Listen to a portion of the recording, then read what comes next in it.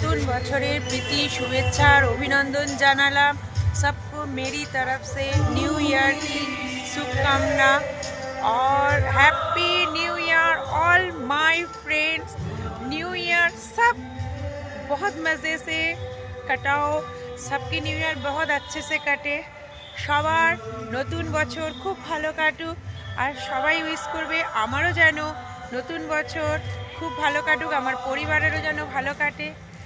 Happy new year once again আমার আর আমার পরিবারের তরফ থেকে।